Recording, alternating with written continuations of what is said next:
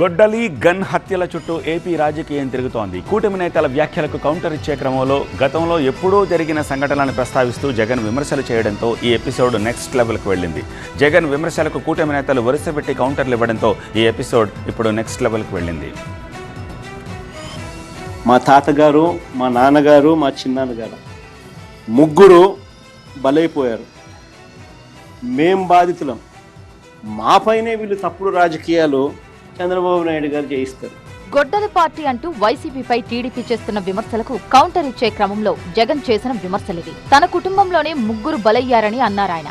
ఈ వ్యాఖ్యలకే ఇప్పుడు కూటమి నేతలు కౌంటర్ ఇస్తున్నారు. ఆ రోజు నువ్వు రిలయన్స్ వాళ్ళ పాత్ర ఉందని చెప్పి దాడులు చేయించి, నానా యాతన చేయించి, నువ్వు అధికారంలోకి వచ్చిన తర్వాత రిలయన్స్ వాళ్ళని మంచిగా చేసుకొని వాళ్ళు చెప్పిన వాళ్ళకి రాజ్యసభ సీట్ ఇచ్చావా లేదని చెప్పి నేను అడుగుతున్నా. దీనికి కర్మ కర్త క్రియ నువ్వే.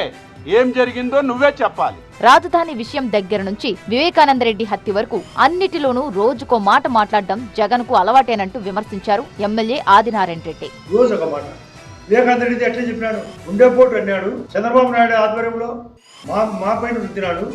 ఆ తర్వాత సిబిఐ ఎగ్వర్ చేస్తే వాళ్ళే 8 అక్యూజ్డ్ 8 అవినాష్ రెడ్డి వాడు ఎంపీ వాళ్ళ ప్రభుత్వంలో అయిన తర్వాత వైఎస్ సునీత అంటాడు, ఉండేపోటు అంటాడు. చంద్రబాబు నాయుడు ఆధ్వర్యంలో మేమంటాడు, మళ్ళీ ఇప్పుడు అంటాడు.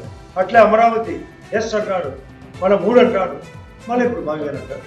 ఏ మాట మీద ఉన్నాడు. అధికారం కోసం ఎంతకైనా తెగించడం జగన్ నైజమన్నారు మంత్రి నిమ్మల రామానాయుడు. రేపు అధికారంలోకి వస్తే రప్ప అంటూ ఉన్నాం. రేపు అధికారంలోకి వస్తే గంగమ్మ జాతరలో పొట్టేళ్లను నరికినట్టుగా నరుకుతానంటూ ఉన్నాం. తప్పు జారి అధికారంలోకి వస్తే ఆ మేకపోతుల తలలు నరికినట్టే మన తలలు నరికితే బిడ్డలు లేనిటువంటి తల్లులు ఉంటారు, భర్తను కోల్పోయినటువంటి భార్యలు ఉంటారు.